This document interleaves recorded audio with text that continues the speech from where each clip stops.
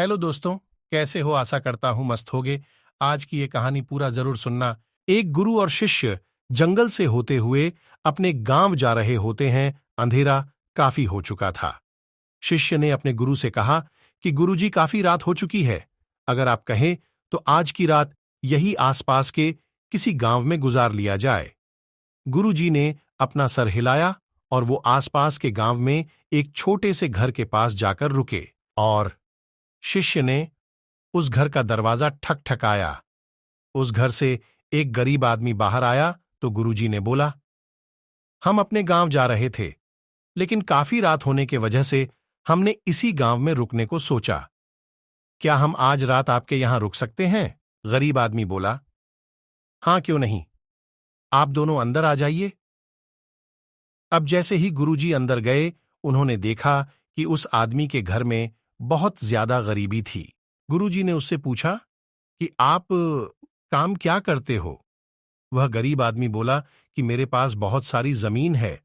तो गुरुजी ने बोला, अगर तुम्हारे पास बहुत सारी जमीन है तो इस तरह से क्यों रह रहे हो? वह आदमी बोला, यह किसी काम की नहीं है। गांव वाले बोलते हैं कि यह बंजर जमीन है, यहां पर कुछ भी नहीं उगाई जा सकती है और वहां फसल उगाना बहुत बड़ी बेवकूफी है।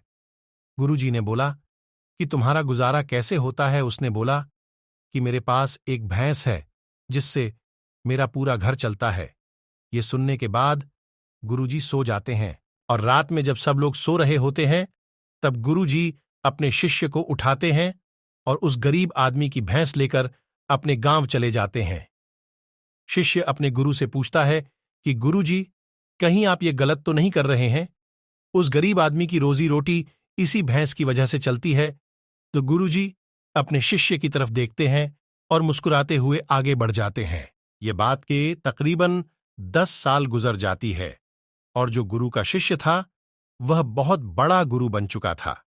तो एक दिन उन्हें उस गरीब आदमी की याद आती है कि मेरे गुरु ने उस आदमी के साथ अच्छा नहीं किया था। मुझे एक बार चलकर देखना चाहिए कि वह आदमी अब किस परिस्थिति में है। वह शिष्य उस गांव की तरफ जाता है और वहां जैसे ही पहुंचता है तो वह देखता है कि जहां पर उस गरीब आदमी का झोपड़ा था वहां पर एक बड़ा ही आलीशान महल बन चुका था और उस झोपड़ी के बाहर जो बंजर जमीन थी उस पर फल और फूलों के बगीचे थे। तभी उधर से उस घर का मालिक आता है।